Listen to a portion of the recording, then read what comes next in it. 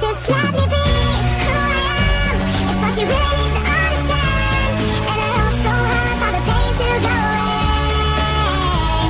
And it's torture in me, but I can't break free. So I cry and cry, but just won't get it out. The silence clean. Yop, c'est tout le monde, c'est Tour. Je te retrouve pour une vidéo spéciale parce qu'aujourd'hui on va parler de mes achats du mois dernier, donc du mois de novembre. Alors bien évidemment quand je dis achat, je parle d'achat de type manga, figurines, tout ça. Même si bon, j'ai acheté que des mangas. Enfin bon, je dis que j'ai acheté que des mangas, mais en attendant j'en ai quand même acheté 26, donc je me suis pas mal éclaté quand même. Alors oui, il y en a certains, ils vont me dire, ouais, 26 mangas dans le mois, c'est beaucoup, c'est énorme. Mais il y en a, ils en ont acheté 37, et pourtant ça porte pas plus mal, hein. Écoutez, moi, c'est parce qu'il y avait le Black Friday, tout ça, et tout. Du coup, je me suis un peu lâché, etc. Voilà. À savoir que dans cette vidéo, j'ai acheté aussi bien des mangas d'occasion que des mangas neufs. Alors on va commencer bien évidemment par les mangas neufs. Pourquoi? Parce que c'est ceux que vous connaissez déjà, que j'ai peut-être déjà parlé sur la chaîne, etc. Genre par exemple celui-là, notamment le Fairy Tail tome 60, c'est celui que j'ai acheté le mois dernier, et puis pourtant je vous ai déjà fait une vidéo dessus, donc du coup je vous y réfère. Ensuite, toujours dans les mangas neufs, j'ai bien évidemment acheté le tome 1 de Radiant, qui a été écrit par un mangaka français, ce qui m'a aussi intéressé par rapport à ça, ce qui m'a aussi incité à l'acheter, malgré que les dessins sont assez bien travaillés, enfin ça va quoi. Mais cependant, alors mon avis dessus, d'ailleurs je vous ferai peut-être une vidéo dessus dès que la série sera terminée en entière. Mon avis dessus, en fait, quand j'ai lu l'histoire, je me suis dit ouais, bof. Malgré que le contexte il est pas mal, l'histoire elle est pas mal en soi, mais j'ai pas trop très bien accroché, donc ça va pas forcément inciter à acheter la suite tout de suite. Malgré que les tomes soient assez chers, genre 7 € pour un tome comme celui-là qui est pas assez épais. Voilà, c'est pas ça qui va m'insister, donc j'achèterai plutôt ça en dernier bien évidemment. Ensuite, j'ai aussi bien acheté le Blue Exorcist tome 3 qui celui-ci est beaucoup moins cher, qui est à 6,90, un truc comme ça, si mes souvenirs sont bons, et qui pourtant a quand même un peu plus de pages, malgré que les dessins sont assez mieux travaillés, enfin mieux oui et non.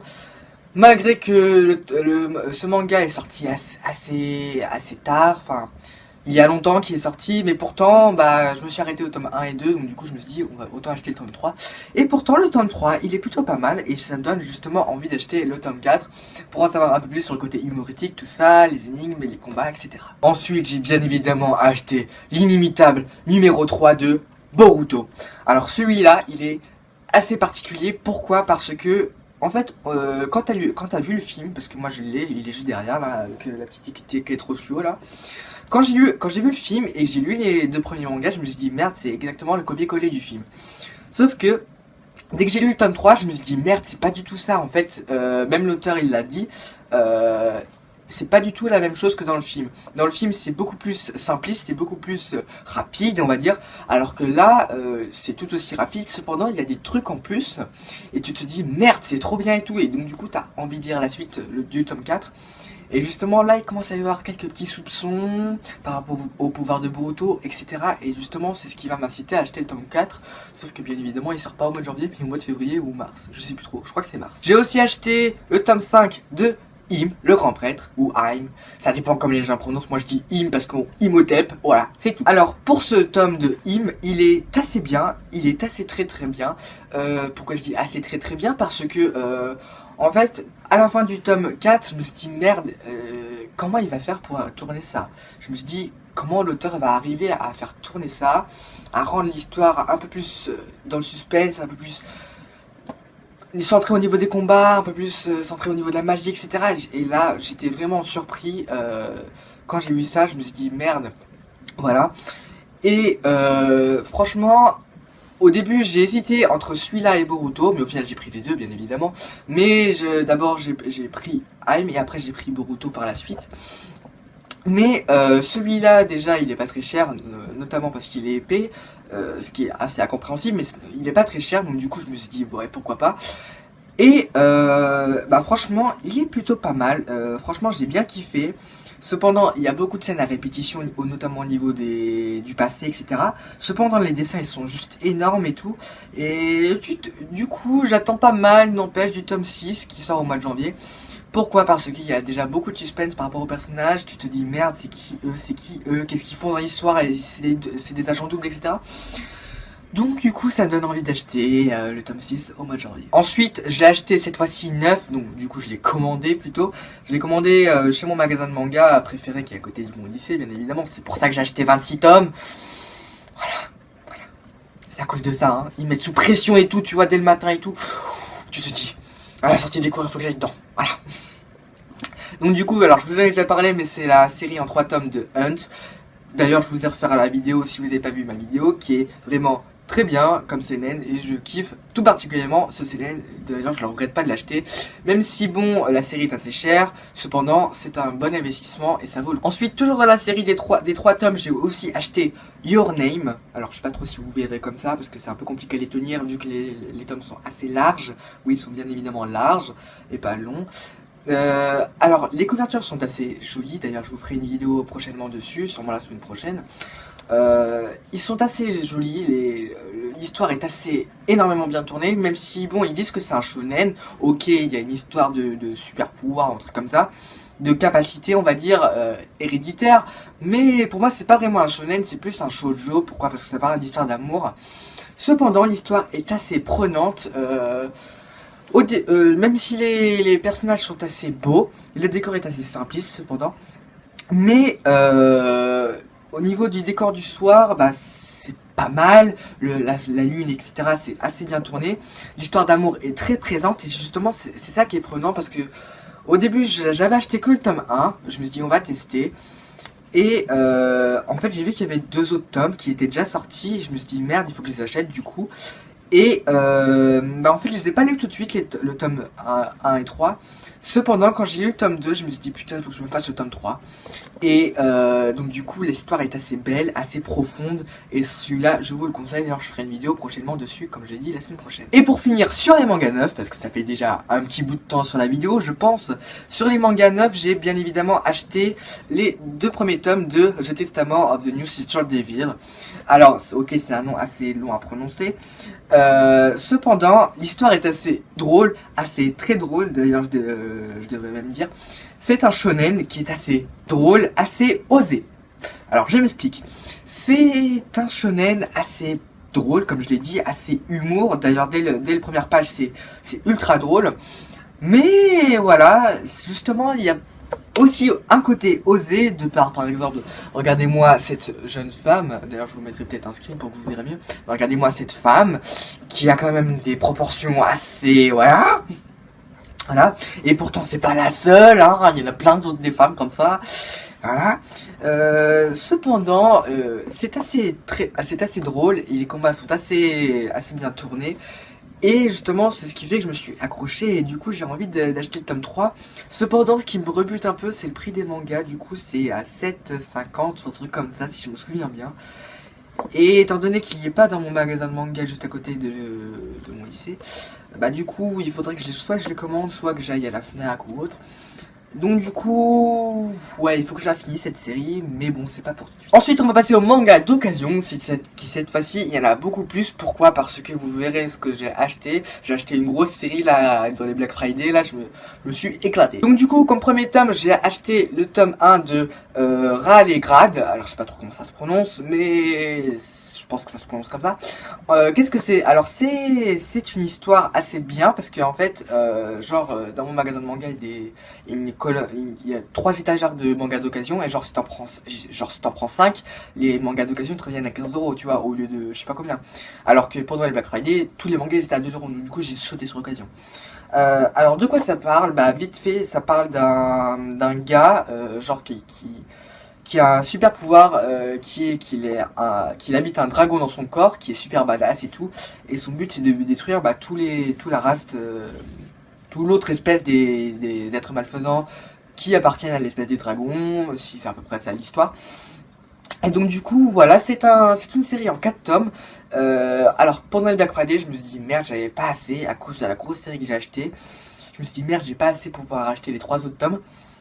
Donc je me suis dit je prends le tome 1 de cette série, comme ça je suis sûr que les autres personnes ne prendront pas les tomes 2, 3, 4. Voilà, je suis sûr qu'ils ne prendront pas. Comme ça c'est une petite tactique, comme ça dès que je reviens dans le magasin de manga, bim je les achète et puis voilà. Mais sinon, l'histoire en soi, elle est assez bien. Et ce qui m'a poussé aussi à l'acheter, c'est que c'est en fait, je sais pas si vous avez remarqué, mais c'est exactement le même dessinateur que dans la série Death Note. Et justement, tu le retrouves dès les premières pages, tu retrouves cette qualité de dessin, ce style de dessin. Et justement, c'est ça qui est assez bien, je trouve. Ensuite, bien évidemment, toujours dans les mangas d'occasion, ça ne finit pas. J'ai acheté deux des premiers tomes, donc le tome 0 et le tome 1, oui, j'ai bien dit 0 et 1, de Hubelblatt, je sais pas trop comment ça se prononce, bref, voilà, c'est un nom un peu allemand, je pense, en tout cas. Alors qu'est-ce que c'est rapidement? Alors c'est un seinen, voilà, comme Graal et Ral, voilà, c'est aussi un seinen. C'est pas un shoujo, c'est pas un shonen, pardon, c'est un seinen bien évidemment. Et celui-là c'est un seinen bien évidemment, sauf que celui-là il est assez énormément gore, je trouve. Dès les premières pages, genre direct, t'as du sang et tout, t'as des têtes découpées qui volent partout et tout, et genre t'as une meuf qui se fait violer, clairement. Dès le premier tome, je me suis dit, oh putain, merde, what, c'est quoi ce manga et tout. Et en fait, l'histoire est assez bien. Cependant, ce que je trouve dommage, c'est que dès le tome 0, ouais, c'est bien celui-là, dès le tome 0, il dévoile un peu tout dans l'histoire, et je me suis dit, merde, comment ils vont faire pour tourner ça en plusieurs tomes? Parce que là, actuellement, on a 18, 17 tomes, je sais plus trop, voire 20, je sais plus, parce que, voilà, cela j'ai eu l'occasion, du coup. Mais, du coup, je me demande comment ils vont faire pour faire tourner ça. Alors, cependant, c'est pas le manga que j'achèterai en priorité. Pourquoi? Parce que, à moins que je les trouve d'occasion, bien évidemment. Pourquoi? Parce que c'est assez cher comme manga. Je crois que c'est dans les alentours de 7 euros. Bon, en même temps, c'est la maison d'édition Kiun. Bon, même si Im aussi fait partie de la maison d'édition Kiun. Cependant, ces mangas sont assez épais quand même, assez conséquents à lire, n'empêche.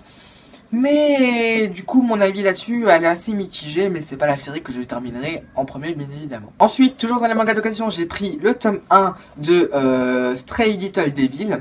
Alors, c'est assez original comme histoire, c'est un shonen, bien évidemment. Divisé en 5 tomes, donc du coup, j'ai que le premier parce qu'il n'y avait pas les 4 autres. Du coup, j'étais un peu déçu, mais je me suis dit quand même, c'est un 5 tomes, donc du coup, ça va être facile à finir, etc. Et je dois avouer que l'histoire est assez bien, assez prenante, assez drôle aussi. Au début, tu ne sais pas trop où te situer, etc. Mais après, ça prend vite du sens.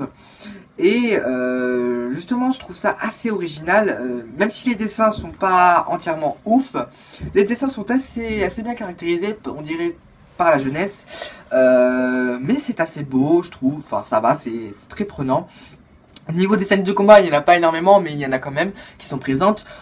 Donc du coup c'est assez bien, et donc du coup je vous le conseille aussi, ça fait partie aussi de la maison d'édition Kiun. Oui, je sais, j'ai beaucoup pris des mangas de la maison d'édition Kiun, mais c'est plutôt pas mal, et donc du coup peut-être que je vous ferai une vidéo là-dessus dès que j'aurai acheté les 4 autres derniers tomes. Alors oui, comme c'était le Black Friday, ça, je m'étais fixé une limite d'argent et tout, et comme Ral et Grad, je sais plus trop comment ça se prononce, bref voilà, le seinen qui est inspiré du dessinateur de Death Note, j'avais pas assez pour m'acheter la série complète. Cependant, vu qu'elle était d'occasion, je me suis dit bon, il faut que je saute dessus, et donc du coup j'ai fait la même technique que Ral et Grad, c'est-à-dire que j'ai pris le tome 1 pour me laisser les 2 autres tomes, même si la série se termine en 6 tomes, donc du coup il faudra que je les achète par la suite un peu plus tard.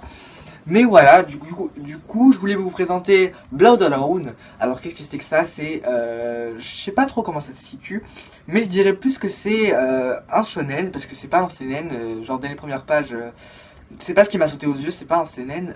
Cependant, je pense que c'est un shonen, même s'il y a pas mal de relations entre ces deux personnages, de protagonistes, pas mal de relations d'amour, donc du coup, je sais pas trop où me situer. Je dirais plus un shonen ou ouais, un shoujo peut-être un shoujo, je pense. Et franchement, en fait, dès les premières pages, j'ai tout de suite accroché. Dès que j'ai lu, je me suis dit merde, attends, j'ai rushé le manga et tout, et franchement, j'ai bien kiffé. Et je me suis bien absorbé. Alors, ce qui est assez original dans ce manga, c'est que je sais pas si vous verrez comme ça là, mais les pages de manga sont noires. Alors pourquoi elles sont noires au lieu de principalement blanches comme dans la plupart des mangas qui ont des pages blanches? Et c'est justement ça qui est assez original, c'est que en fait au début on croit que c'est des scènes du passé, c'est peut-être des scènes du passé, hein, on sait pas, hein, il faut que je lise encore les autres tomes, sachant qu'il y a aussi des pages à fond blanc. Mais il y a beaucoup de pages à fond noir assez bien prononcé, etc. Et du coup ça m'a énormément plu, j'ai énormément accroché à cette histoire. Et donc du coup j'ai envie de lire les autres tomes. Bien évidemment je les ai déjà achetés comme Eubel et Grade. Sauf que du coup je les ai achetés au mois de décembre. Voilà. Donc ça sera pour une prochaine vidéo bien évidemment. Cependant dès que j'aurai fini cette série en 6 tomes, je vous fais une vidéo dessus de suite. Et pour finir sur cette vidéo et sur les mangas d'occasion, bien évidemment je voulais terminer par la grosse série qui m'a... que j'ai acheté pendant les Black Friday, qui m'a fait que je pouvais pas trop acheter d'autres mangas, etc. Mais n'empêche, cette série m'est quand même revenue à 16 €. Malgré que genre t'achètes déjà 3 tomes de cette série, t'es déjà arrivé à 20 € quoi. Donc du coup j'ai sauté sur l'occasion, c'est pour ça que j'ai acheté ces grosses séries. Pendant les Black Friday à mon magasin de manga. Alors du coup, qu'est-ce que j'ai acheté? Et vous allez être surpris, j'ai acheté le tome 1 de Red Ice Sword, Akame ga Kill, le tome 2, le tome 3, le tome 4, le tome 5. J'ai pas acheté le tome 6 parce qu'il y était pas, mais j'ai quand même pris le tome 7. J'ai pas acheté le tome 8 parce qu'il y était pas, mais j'ai quand même pris le tome 9. Et le tome 10. Alors, sachant qu'un manga déjà ça revient à 7,65, je me suis dit, on saute dessus. C'est le Black Friday, on saute dessus. Il n'y a pas d'hésitation, on saute dessus. Et franchement, rien que le tome 9 déjà, je me suis dit, il est déjà beaucoup plus épais que les autres. Donc du coup, je vais pas mal kiffer à les lire. Mais du coup, parce que j'ai pas encore tout terminé, j'ai lu le tome 1, bien évidemment. Avant de faire cette vidéo, j'ai pas eu le temps de lire tous les tomes. Hein. Voilà, excusez-moi, c'est comme Eubel et Blad, j'ai pas encore lu le tome 1. Mais voilà, alors c'est une histoire assez originale. Alors, il y en a beaucoup qui connaissent Akame ga Kill en version animée. Cependant, je dois admettre que la version papier manga, du coup, est plutôt pas mal. Les dessins sont assez bien. Je trouve ça que c'est assez prenant, notamment au niveau des designs, du décor, etc. Même si en animé c'est pas mal, Cependant, en manga, je vous le conseille aussi si vous avez peur de vous lancer à cause du prix, etc. Je vous le conseille, c'est assez pas mal. Je vais pas rentrer plus dans l'histoire et détails, etc. Mais je pense que vous connaissez Akame ga Kill. Si vous connaissez pas, peut-être que je vous ferai une vidéo dès que la série sera terminée, parce qu'elle se termine en 15 tomes, je crois, ou 16. Si je me souviens bien, sachant que c'est bientôt que je la finirai du coup, même s'il me manque quelques autres tomes, voilà. Mais du coup, je vous ferai sûrement aussi une vidéo dessus sur Akame ga Kill dès que j'aurai tout lu et que j'aurai aussi tous les mangas. Donc voilà, c'est déjà la fin de cette vidéo. Pourquoi je dis déjà? Parce que là, en ce moment, je suis en train de recorder à 22 minutes. Bien évidemment, pour vous, ça sera un peu plus court parce qu'il y aura des scènes que j'aurai coupées, etc. Mais du coup, voilà, c'est déjà la fin de cette vidéo. J'espère qu'elle vous aura plu, qu'elle vous aura instruit un peu, qu'elle vous aura peut-être donné des idées de mangas à acheter. Je sais pas, peut-être, on sait jamais. Après, voilà. Et sur ce, je vous dis à la prochaine pour de nouvelles vidéos. Portez-vous bien, ciao tout le monde. Sayonara.